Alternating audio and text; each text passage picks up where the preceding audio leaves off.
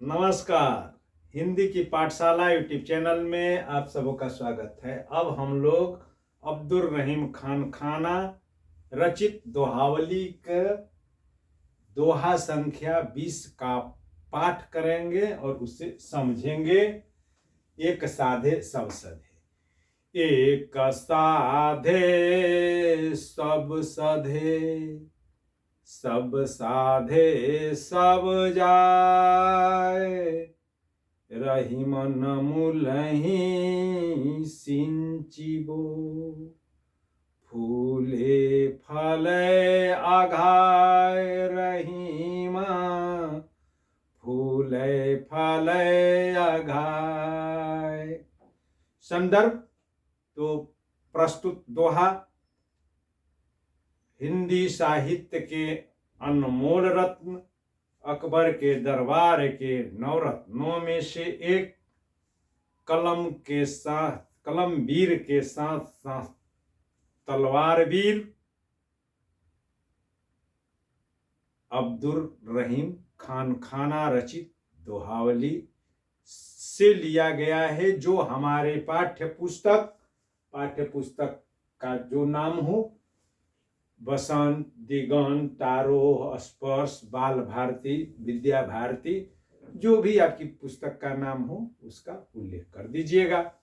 अब उसके बाद जो है प्रसंग, तो इस दोहे के माध्यम से कवि यह कहना चाह रहा है कि अगर किसी कार्य में अगर आपको या किसी लक्ष्य को प्राप्त करना है या किसी कार्य को सिद्ध करना है या उसमें सफलता प्राप्त करनी है, तो सिर्फ एक समय में एक ही और उसी निर्धारित कार्य को हाथ में ले करके उसको प्राप्त करने के लिए, उसको सिद्ध करने के लिए एक केंद्रित प्रयास करना जरूरी है। अगर एक साथ एक से अधिक काम हाथ में लेंगे तो सफलता में संदेह है, भटकने पर असफल होने का चांस ज्यादा रहता है। तो ये हो गया उसका प्रसंग। अब इसके में जो है कठिन शब्दों का अर्थ, तो शब्द तो देखने में जो है साधारण से ही दिख रहे हैं, मगर इनमें गूढ़ अर्थ छुपा हुआ, और उस गूढ़ अर्थ के कारण इसके दो अर्थ भी एक निकलेंगे। एक जो है व्यवहारिक पक्ष का अर्थ निकलेगा और दूसरा इसका आध्यात्मिक पक्ष में भी इसका अर्थ निकलेगा। एक का मतलब जो है एक हम लोग कबीर में भी पढ़े हैं, ईश्वर एक है, जिसे राम कहो या रहीम कहो, गॉड कहो या जो भी कुछ जो है कहो। एक साधे सब सधे, ये वैसे ही एक काम साधे यानी कि एक काम को प्राप्त करने का जो है प्रयास करे तो सब सधे यानी कि सबको साध लीजिएगा, सबको प्राप्त कर लीजिएगा, सब पर विजय प्राप्त कर लीजिएगा। और सब साधे सब जाए, सब साधे यानी कि एक साथ जो है ढेर काम में जो है हाथ लगा करके सबको चाहेंगे ये भी ले लें ये भी ले लें, तो सब साधे यानी कि सबको एक साथ जो है पाने की जो है कोशिश कीजिएगा तो सब जाए, सब जो है चला जाएगा, कुछ भी जो है हाथ नहीं आने वाला है। रहीमन मूल ही सिंचिबो, रहीमन कभी कहते हैं मूल ही यानी कि जड़, यानी कि जो है उस समस्या की जड़, यानी कि काम का जो है आरंभ कहां से, यानी कि बीच में से काम करेंगे, बीच चैप्टर से पढ़ेंगे तो अच्छे अंक नहीं आएंगे, तो मूल से जो है पढ़ना चाहिए। मूल किताब भी पढ़िए और वैसे ही तो मूल समस्या को पकड़नी चाहिए। मूल ही सिंचिबो, तो मूल यानी कि जड़ में जो है अगर सिंचाई, वैसे ही जो है वनस्पति पेड़ पौधे अगर है तो मूल ही यानी कि जड़ को सिंचिबो यानी कि जड़ को में जो है जल दिया जाएगा, जड़ की निकौनी कटौनी जो कुछ भी करनी है, खाद पानी जड़ में दीजिएगा, तभी जो है वह फूलेगा और उस पे फल भी आएगा, और जिसको खा करके, जिसको प्राप्त करके हम अघा सकते हैं, तृप्त हो सकते हैं, या वह वृक्ष भी फल फूल से लदा हो सकता है। कब? जबकि उसके जड़ को जल से सींचेंगे, तब पत्ती पर और डाल पर जो है पानी फेंकते रहेंगे, उस पर खाद देते रहेंगे, तो हो सकता है कि वो पत्ती भी जो है सूख जाए, पेड़ भी जो है सूख जाएगा। फल पाने की तो लालसा ही नहीं रखनी चाहिए। तो ये हो गया उसका कठिन शब्दों का अर्थ। फूले, फले माने फूल लगता है, फलता है, और अघाय का मतलब तृप्त, उसको खा करके जो है जीव जंतु हम लोग जो है तृप्त हो सकते हैं, और वह भी फूल भी अघा जाएगा। यानी कि जीवन का जो है लक्ष्य क्या है, वनस्पति शास्त्र हो या जीव शास्त्र, कि जीवन के जंतुओं जीव की पहचान यही है कि वह अपने समरूप एक जो है अपनी आगे की जो है पीढ़ी पैदा करे, यानी कि प्रजनन करे, तो प्रजनन करेगा। तो शब्दार्थ के बाद अब जो है व्याख्या, सरलार्थ इसी में जो है मिला लेंगे, सरलार्थ मूलार्थ अब अलग, चूंकि इसमें लंबा जाएगा। तो व्याख्या में अब हम लोग जो है इसकी करें, तो रहमान कवि कहते हैं कि किसी भी को कुछ व्यवहारिक जीवन में हर व्यक्ति को कोई ना कोई समस्या आती है, उस समस्या को हाथ में लेते हैं और उसको खत्म करना चाहते हैं, यानी कि विजय प्राप्त करना चाहते हैं, उसको साध लेना चाहते हैं, सफलता प्राप्त कर लेना चाहते हैं। तो यह कब संभव है? यह तभी संभव है जब उस एक काम को, निश्चित जो काम आपने तय किया है या जिस निश्चित उद्देश्य को लेकर के आप प्रयासरत हैं, तो उसको पाने के लिए समस्त शक्तियां एकत्रित करके सिर्फ और सिर्फ उसी पर जो है केंद्रित कर देनी चाहिए, तब जा करके हमें सफलता मिलेगी। और यही नहीं, जब एक सफलता मिलती है तो सामान्य तौर पर देखते हैं कि जब कोई एक क्षेत्र में सफल होता है तो उसके लिए और अन्य दरवाजे भी जो है खुल जाते हैं, हर एक क्षेत्र में वह जो है सफल होने लगता है। तो वही कि जब एक बार सफलता का चस्का लग जाता है तो सफलता खुद ब खुद जो है आपको मिलने लगती है। तो वही कवि कहते हैं कि कोई भी काम लीजिए, उसको पूरी तरह प्राप्त करने के लिए, उस पर विजय प्राप्त करने के लिए, उसमें सफलता प्राप्त करने के लिए पूरी तरह उस पर भीड़ जाइए, तब जो है वह सध जाएगा। और वह काम एक सधेगा तो उसके साथ साथ अन्य सारे काम भी स्वतः ही सध जाएंगे, यानी कि लक्ष्य की प्राप्ति हो जाएगी। और रहमान मुलही उदाहरण देते हुए कहते हैं कि जिस प्रकार पेड़ के जड़ की जब सिंचाई होती है, उसकी निकौनी होती है, उसके जड़ में जब खाद पानी वगैरह दिया जाता है, तब क्या होता है कि वह फूलता भी है, फलता भी है, और फूल और फल से वह जो है लद जाता है। तो फूल फल से लद जाता है ही नहीं, उसके फूल और फल से अन्य जीव जंतु भी उसका उपभोग करके तृप्त हो जाते हैं, अघा जाते हैं, तृप्त हो जाते हैं। तो अब दूसरा इसका भी एक अर्थ हो जाएगा, वह आध्यात्मिक अर्थ होगा। आध्यात्मिक अर्थ में क्या है कि हमें किसी एक की साधना करनी चाहिए, यानी कि ईश्वर, निर्गुण में पढ़े हैं कि ईश्वर एक है जो अगम और अगोचर है, और अन्य देवी देवता जो भी हैं सब उसी एक देवता के अंश हैं। जैसे कि कबीर भी लिखे हैं कि अक्षय पुरुष एक पेड़ है, निरंजन बाकी डार, त्रिदेवा शाखा भय पात भया संसार।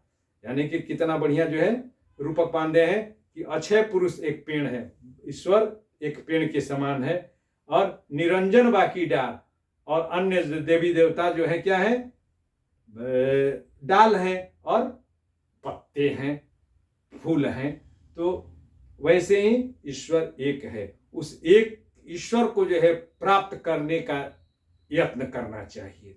अब ये नहीं कि जो है चूंकि परीक्षा में पास होनी है तो सरस्वती माँ की जो है पूजा करेंगे, सरस्वती माँ की आराधना करें, और जब पैसा चाहिए तो सिर्फ लक्ष्मी जी की जो है पूजा करने लगे। तो पड़ोसी जो है से लड़ाई हो गई है तो उसको जो है सिखाना है तो बजरंगबली की जो है पूजा करने लगे। तो ऐसे नहीं करना चाहिए। सिर्फ उसी एक परम पिता की जो है को साध लीजिए। तो ये सभी जो है देवी देवता चूंकि उन्हीं के अंश हैं, वे स्वतः ही आपकी मदद करने के लिए, आप पर कृपा करने के लिए उपस्थित हो जाएंगे। देवताओं के चक्कर में पड़िएगा या तो असफल हो जाइएगा, कोई किसी देवता को आप सिद्ध नहीं कर पाइएगा। वैसे ही आप परीक्षार्थी हैं तो सिर्फ एक लक्ष्य रखिए और मूल को पढ़िए। एक गेस्ट पेपर पासपोर्ट वगैरह के चक्कर में मत पढ़िएगा, मूल को पढ़िएगा तो सफल होइएगा, अच्छे अंक आएंगे। अब इसमें जो है विशेष है तो विशेष के अंतर्गत छंद, तो दोहा छंद है। दोहा में बता चुका हूं कई बार और हर एक बार बता रहा हूं कि 24 मात्राएं होती है, 13 और 11 पर यति दे करके। तो ए में 2, क में 1, सा में 2, धे में 2, स में 1, ब में 1, स में 1, ध में 2, स में 1, ब में 1, सा में 2, धे में 2, स में 1, ब में 1, जा में 2, य में 1 गिन ले। 3 4 3 7, 2 9, 3 9, 3 4 3 7, 5 12, एक साधे सब सधे, 1 2 2 4 2 6 7 8 2 10 1 11, कहाँ है? एक साधे सब सधे, सब सधे सधे, सब एक साधे सब सधे, सब साधे सब जाए। एक मात्रा की जो है गड़बड़ी हो रही है इसमें, यहाँ पर देख ले तो 1 2 3 4 5 2 6 7 8 2 10 1 11 2 13, इसमें तो ठीक है। 2 2 4 1 2 3 1 2 1 4 3 7 4 11, यहाँ इसमें भी ठीक है, इसमें भी ठीक है। इसमें एक मात्रा की जो है कोई गड़बड़ी आ रही है। एक साधे सब सधे, 2 3 4 3 7, अब 5 12 ही मात्रा हो रही है। तो खैर, तो दोहा छंद है और शैली, दोहा शैली है। अब अलंकार, तो इसमें देख रहे हैं कि 100 कितनी, 1 2 3 4 5 6 लगातार 6 बार की आवृत्ति होने के कारण क्या हो रहा है, एक लयबद्धता आ जा रही है, संगीतात्मकता आ जा रही है। और इस जब एक ही शब्द की जो है बार बार जो है या वर्ण की आवृत्ति होती है तो उसको अनुप्रास, और लगातार जब 2 बार जो आवृत्ति होती है, तो यहाँ 3 बार हुई है, तो इसको पुनरुक्ति छेकानुप्रास अलंकार कहते हैं, छेकानुप्रास अलंकार। और जब एक शब्द की बार बार आवृत्ति होती है तो उसको कहते हैं पुनरुक्ति प्रकाश, पुनरुक्ति प्रकाश, पुनरुक्ति प्रकाश। यहाँ पर एक साधे सब सधे, साधे साधे सब, तो साधे और साधे और सब शब्द की 2 बार आवृत्ति हुई है, इसलिए इसमें पुनरुक्ति प्रकाश है। और इसमें अंत्यानुप्रास तो है ही, और एक अलंकार इसमें कि एक तथ्य दिया गया है, एक लक्ष्य है, और उस लक्ष्य को या उस तथ्य को या उस समस्या को स्पष्ट करने के लिए जो उदाहरण दिया गया है फूल का और मूल का, तो इसको कहते हैं दृष्टांत अलंकार।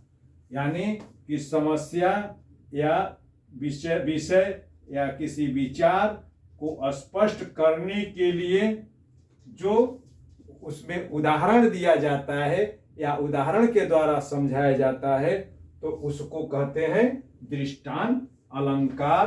तो एक साधे यानी कि एक की साधना, किसी कार्य को में सफलता के लिए क्या जरूरी है, तो इसको एक उदाहरण के द्वारा समझाया गया है कि जैसे पेड़ की जड़ को सींचते हैं, यानी कि उसके मूल को जो है सींचते हैं, तो वह पेड़ फल फूल करके हरा भरा हो जाता है। वैसे ही समस्या की जड़ में अगर जो है प्रहार करेंगे या समस्या मूल समस्या को पकड़ेंगे तो आपको सफलता मिलेगी। तो ये दृष्टांत अलंकार, और इसमें स की जो है बार बार आवृत्ति होने के कारण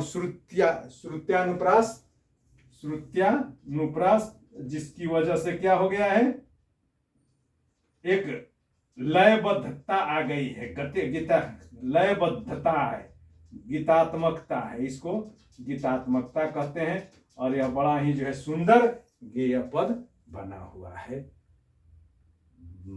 बस इसको देख लीजिएगा और बार बार देखिएगा, कहीं समझ में नहीं आए तो दोबारा भी बताऊंगा, जरूरत पड़े तो फोन कीजिएगा, कमेंट्स कीजिएगा, और इसको अपने मित्रों के बीच लाइक शेयर और सब्सक्राइब कीजिएगा।